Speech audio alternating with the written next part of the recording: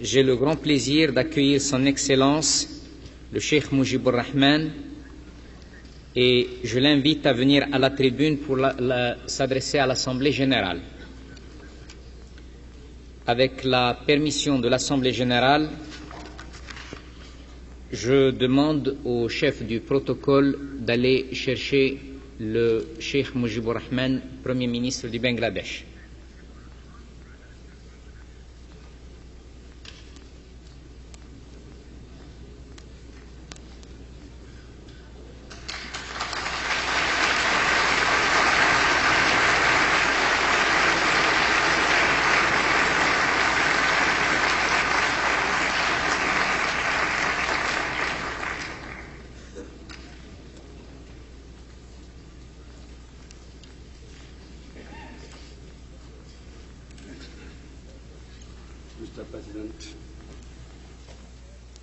সম্মানিত প্রতিনিধিবৃন্দ, ভদ্র মহিলা ও ভদ্র মহোদয়গণ,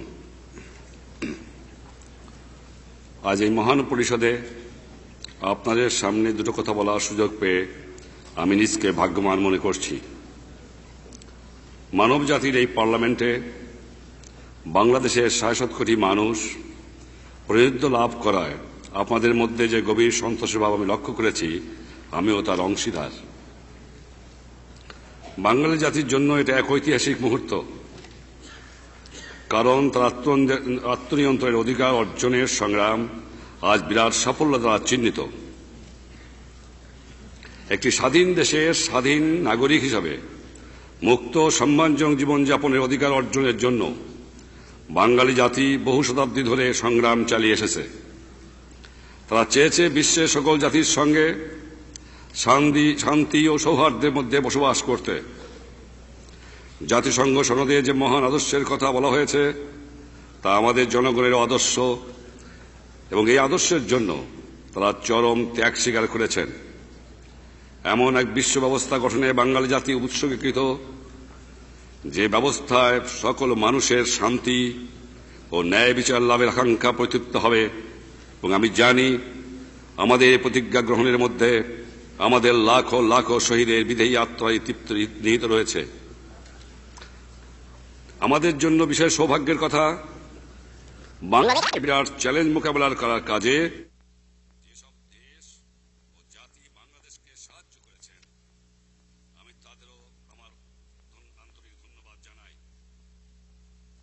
জাতিসংঘে আমাদের আসন গ্রহণকে যারা অভিনন্দন জানিয়েছেন, আমি তাদেরও বাংলাদেশের জনসাধারণের আন্তরিক ধন্যবাদ পৌঁছে দিচ্ছি।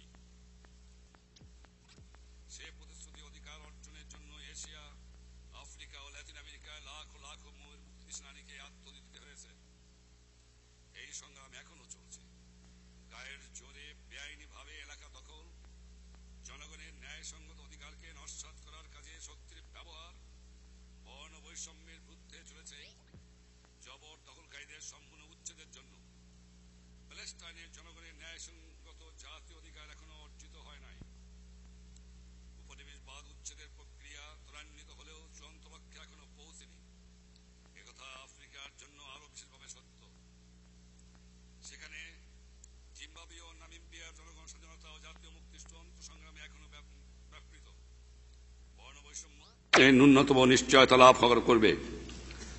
সম্প্রতি গোটা বিশ্বে যে অর্থনৈতিক বিপর্যয় দেখা দিয়েছে, তার পরিপ্রেক্ষিতে একটি ন্যায়সঙ্গত ও আন্তর্জাতিক অর্থনৈতিক ব্যবস্থা গড়ে তোলার কাজে আমাদের আরও তরির ব্যবস্থা গ্রহণ করা উচিত। এ বছরের গোড়ার দিকে অনুষ্ঠিত এই পরিষদের বিশেষ অধিবেশনে বিশ্বের বর্তমান গুরুতর অর্থনৈতিক অবস্থা সম্পর্কে আলোচনা হয়েছে।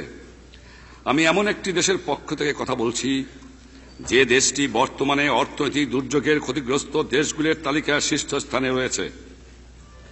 এই ক্ষতি কতটা গুরুতর আমি সে সম্পর্কে কিছু আলোকপাত করতে চাই।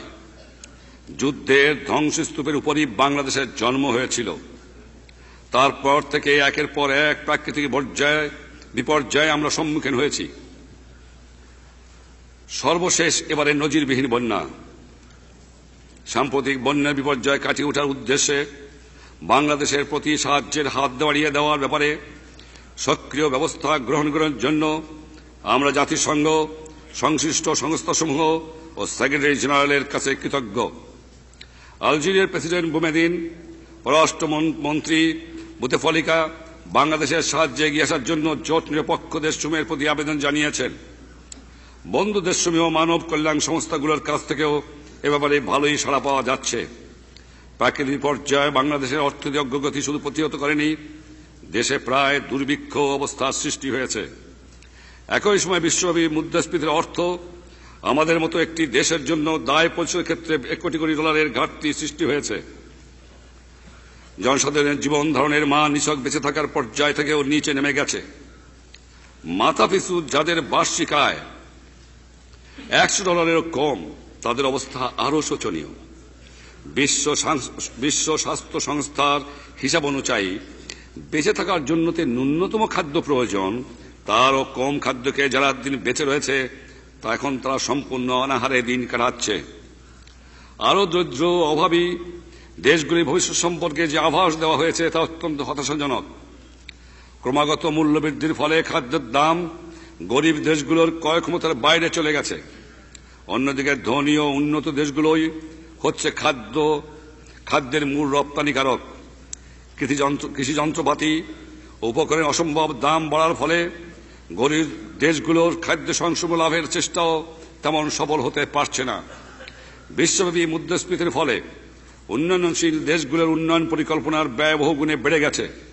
তাদের নিজেদের সম্পদ কাজে লাগানোর শক্তিও হ্রাস পেয়েছে। ইতিমধ্যেই যেসব দেশ দরিদ্র ব্যাপক বেকার সমস্যায় ভুগছে তা তাদের অতি নগণ্য উন্নয়ন পরিকল্পনাগুলোকেও কেটে সেটে কলবর ছোট করতে বাধ্য হয়েছে। এই পরিকল্পনাগুলো বাস্তবায়িত হলে মাত্র 5 থেকে 6% হারে বর্ধিত আয় বৃদ্ধির সম্ভাবনা ছিল। বিশ্বের সকল জাতি ঐক্যবদ্ধভাবে এই পরিস্থিতির মোকাবেলা করতে অগ্রসর না হলে মানুষের দুঃখ দুর্দশা এমন বিরাট আকার ধারণ করবে, ইতিহাসে যার তুলনা পাওয়া যাবে না। অবশ্য বর্তমানে অসংখ্য মানুষের পুঞ্জীভূত দুঃখ দুর্দশার পাশাপাশি মুষ্টিমেয় মানুষ যে অভূতপূর্ব বৈশ্বিক সমৃদ্ধি ও সুখ সুবিধা ভোগ করছে তার তুলনা ইতিহাসে বিরল।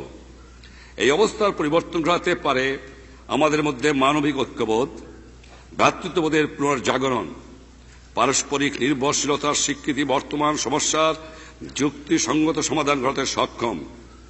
বর্তমান দুর্যোগ এড়াতে হলে অবিলম্বে ঐক্যবদ্ধ প্রচেষ্টা দরকার।